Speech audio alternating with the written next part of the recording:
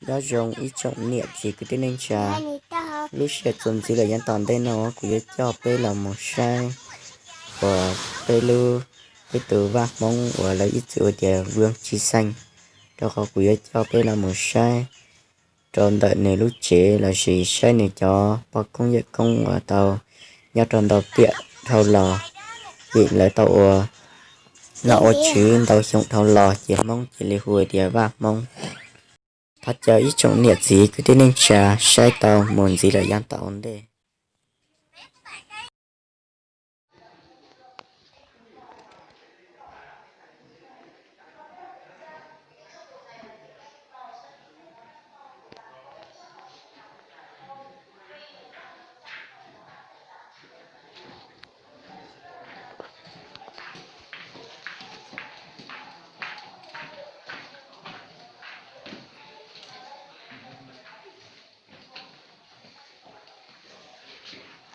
Tức là có 64 phòng ở.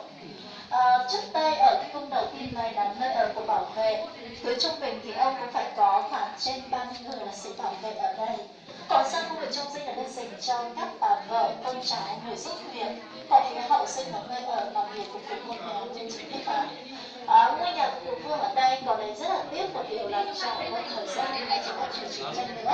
Tức là tất cả những đồ dùng hiện vật tại ngôi nhà không còn nữa. Trải qua thời gian đã bị thất lạc những cái gì bị mất những cái hiện vật và những năm đấy ạ. Cũng Vương Chí Sinh này cũng thành đạt, bà đấy cũng giỏi tiếng Pháp này, tiếng Trung tiếng Việt thì là tiếng của bố mẹ đẻ rồi. Tức là sau này khi mà lấy ông Sinh thì bà cũng là thư ký riêng của ông, bà ấy quản lý ngoại giao bên ngoài rất là tốt. Chỉ biết có một điều là bà vợ ba này không có con, một thân một mình thôi. Ngày xưa người ta nói vui bà là nhân vật nổi tiếng về lĩnh vực ngoại giao, và bà ấy là hay mê đánh mặt trượt nên là bà ấy nổi tiếng về lĩnh vực chơi mặt trượt nữa. Nên người vợ này là mới mất năm 1985 ở Hà Nội, tính ra bà ấy là 81 tuổi. Đây là vợ ba của Vương Chí Sinh. Chỉ tiếc là trong những cái bức ảnh này không có 5 người vợ của ông Sinh mà đã chỉ có vợ của cụ Vương Chính Đức thôi.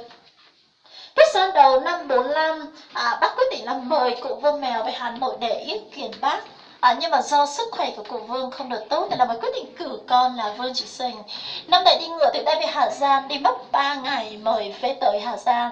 Sau khi về Hà Giang thì bác cũng đã chuẩn bị sẵn cả ô tô cả người, nữa là coi như họ đang chở ông từ Hà Giang để đưa đón về Hà Nội. Trong buổi gặp đầu tiên năm ấy thì Vương Chí Sinh ông ấy thầy bác để dâu khá là dài. Ông cũng nghĩ rằng có khi bác hơn tuổi, nên là ông Sinh có chào bác bằng cụ. Lúc đó thì bác mới hỏi là năm nay ông bao nhiêu tuổi, thì Vương Chí Sinh đáp là tôi sinh 5 tuổi hợi. Bác mới cười và nói rằng thế thì tỉnh ra thì ông hơn tuổi tôi, lẽ ra thì tôi phải gọi ông bằng bác thì phải, từ nay trở đi chúng ta là anh em cả.